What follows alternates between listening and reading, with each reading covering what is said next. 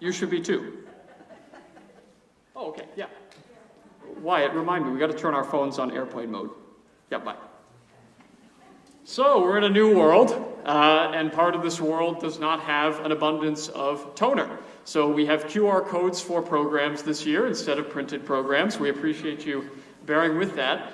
So you do have to keep your phone on for the program, but I do ask that you put it in airplane mode, respecting our folks joining us by live stream. My name is Jeff Mosier, choral director here at Scarborough High School. And as these students kind of get ready, situated, I want to make sure you've been able to access that through the QR code. So if you need to try that now, go ahead. It's right up there projected.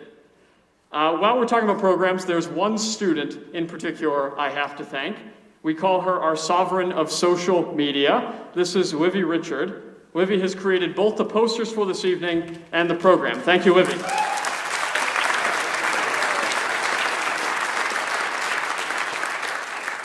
So before we get started, I just want to say a few words about all the students you see on this stage. I have the utmost respect for these singers and instrumentalists. The folks that you see here on the stage have persevered through arguably the toughest times we've faced in music education. I came to Scarborough in December of 2020, and I'll never forget the experience of first learning their faces and names, not in a classroom setting, but in these tiny Brady Bunch Zoom boxes. Those that are here tonight are here because they truly want to be. Their dedication and commitment to the art is simply laudable. Please join me in congratulating all the musicians on stage tonight.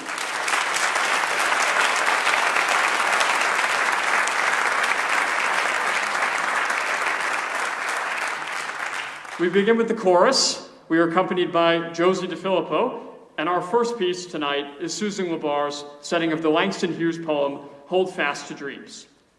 In the poem, Langston Hughes warns us to hold fast to dreams, for if dreams die, life is a broken-winged bird that cannot fly.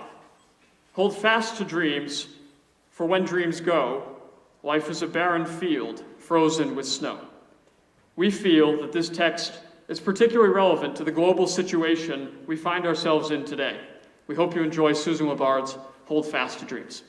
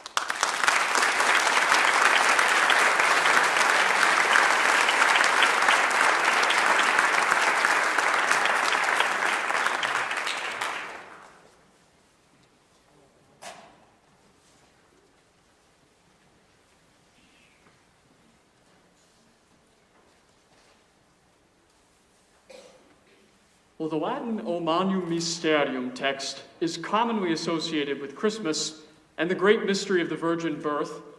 We felt that the text was equally well employed, describing the experience of singing together for the first time after so many months of not doing so. Perhaps many of you out there in the audience participated in virtual choirs or ensembles during the lockdown. While valuable, yes, these experiences will never capture the mystery of live music making. I know for at least Renee and I, we will never forget the magic of hearing our ensembles for the first time after so much time apart. I doubt that we're alone in that experience. We hope you enjoy Evan Ramos' stunning setting of the O Magnum Mysterium text. Following this, we will sing Alistair McGalvary's Away from the Roll of the Sea.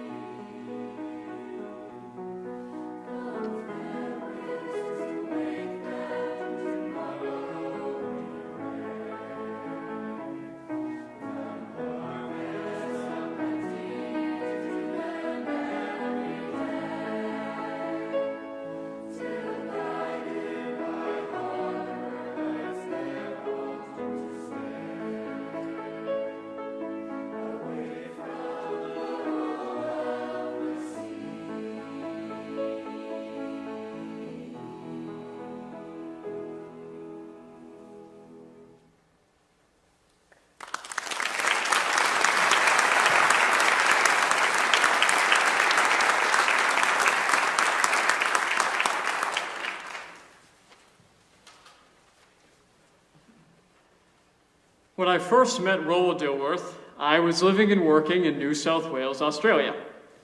He was giving a masterclass in Melbourne, and I was lucky enough to be accepted to work with him. The week-long session took place in January, and if you know anything about Australian summers, you know it was about 110 degrees Fahrenheit and humid. At the end of the class on the first day, I saw Roland standing on the sidewalk outside the venue in the blazing hot sun and looking a little confused. I pulled up in my Daewoo Matiz, which if you don't know what that is, it's a little 3-cylinder garbage can on wheels, and I offered him a ride to his hotel, one American to another. Of course, this car had no AC, and we drove around the same block 3, 4, maybe 5 times. Finally, I broke down and asked him. I said, "Ro, are we even nearby?" He politely said something back to the effect of, "Oh yeah, you've passed the hotel probably 4 times, but you're asking such good questions that I felt it'd be rude to interrupt you." We circled around probably a 5th or 6th time, and he made his way into the entrance of the hotel in Melbourne. Fast forward a couple years to the Pittsburgh NAFME conference. Dilworth was a conductor for one of those honor choirs. I went to say hello, ask if he possibly remembered me, and he enthusiastically answered back with a big smile on his face, "Of course I remember you. You're the American who held me hostage in your unair-conditioned car in Melbourne." So while I would have loved to be remembered by Roland Dilworth for my conducting technique or musicianship or something like that, I'm remembered for the unair-conditioned car that I kept him captive in. I'll still take it. We hope you enjoy Roland Dilworth's setting of "I Sing Because I'm Happy." Thank you.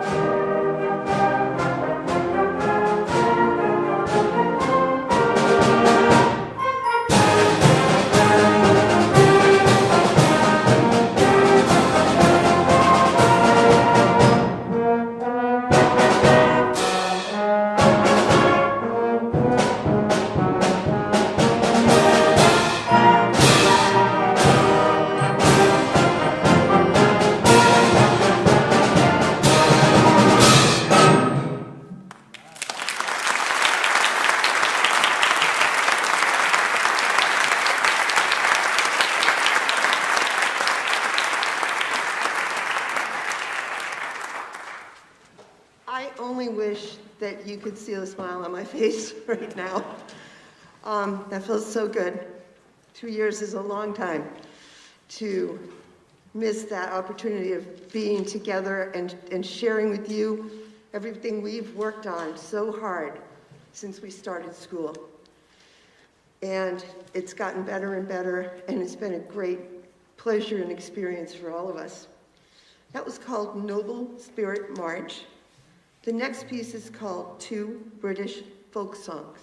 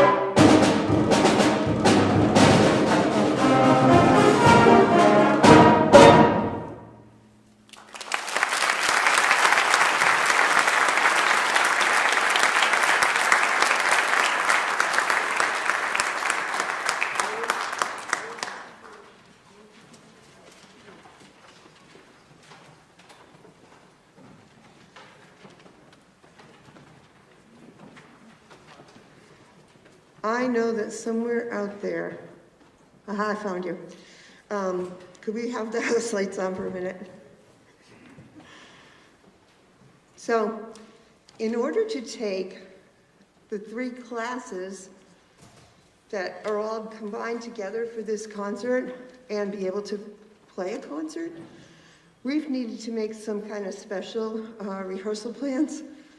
We've used some of the A East time, and we've also, with the consent and support of many teachers, have been able to rehearse 3 times together for a full class period. None of this could have happened without Ms. Sue Ketch, our principal, and I'd like to thank her.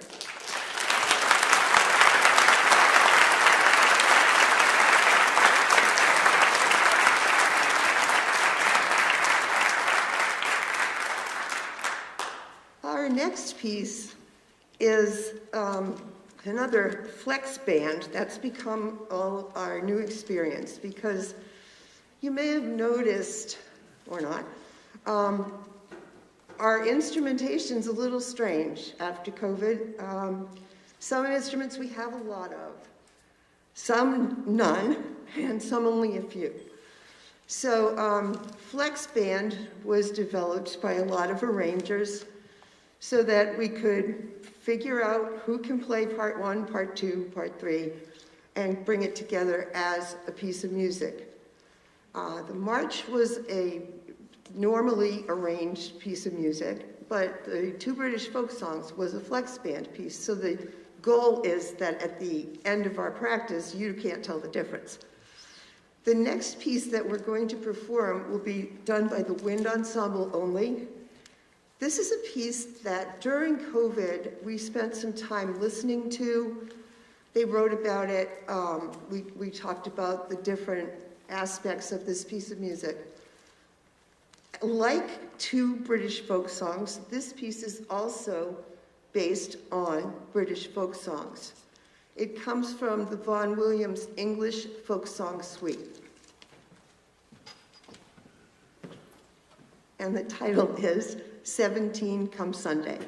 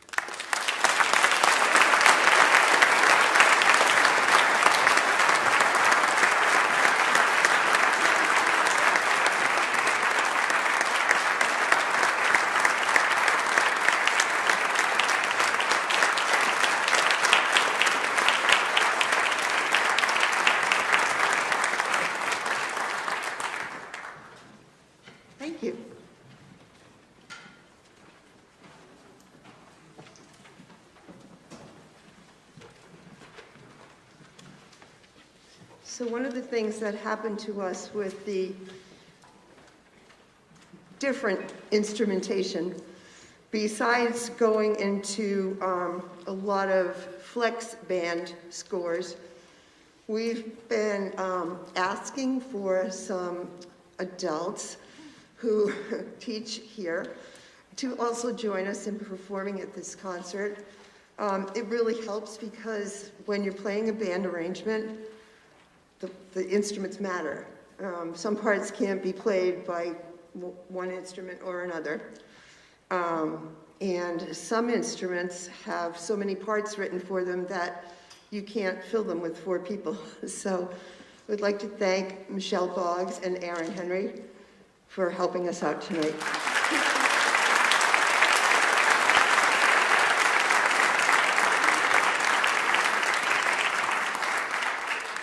Along with Simon Smith, who teaches our low brass, and Bill Manning, these people were the key to us continuing to learn and grow during the long time of not being able to play together at school. Students met with them via the Google Meets, and they found a way to keep everything going. And now that we're back in school, it just keeps getting better and better.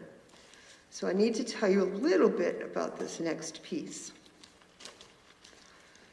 Titled, Shakespeare Meets Godzilla. Subtitle, The Good Bard and the Ugly. The composer says this is a mashup of 2 music genres, Renaissance music, which was popular at the time of Shakespeare, and classic horror music. He thought it would be fun to take 2 quite different music styles and see if they could coexist in one piece of music.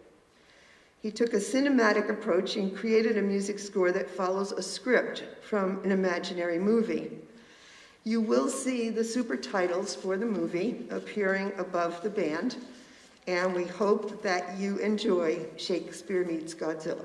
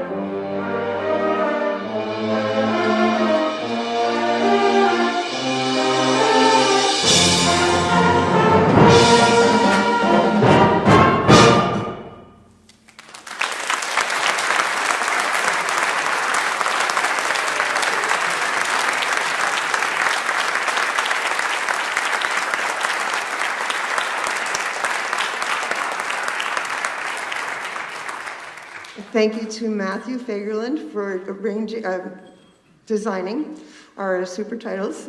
Would you stand, Matt?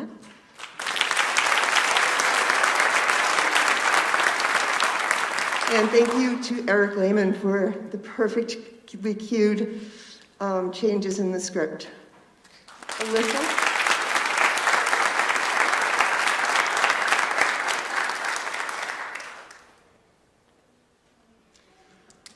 For our last piece, which also has a story, Alyssa Modica will read the details.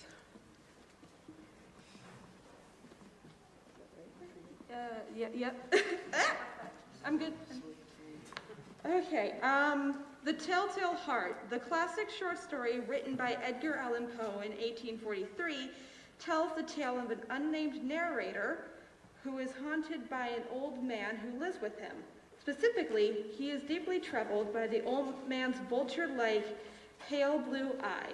Deciding to take the man's life, the narrator enters the bedroom, and after hearing the man's terror-filled beating heart, kills him and buries the body under the floorboards. After a short while, the narrator hears a knock at the door. It is the police who are investigating the loud shriek made by the man after he died. After setting the officers' minds at ease, he once again started hearing the beating heart of the old man. Quiet at first, but building gradually until he could no longer stand it.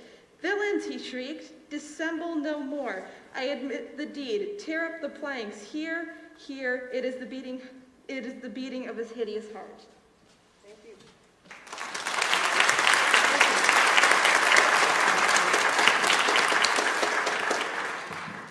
And our guest conductor for this last piece in the performance is Roisin Strickland, who is finishing her internship with us and her degree from University of Southern Maine. Following this December, she will be a music teacher, and she's been just doing a wonderful job working with us. It's been a lot of fun, and we welcome her to conduct The Telltale Heart.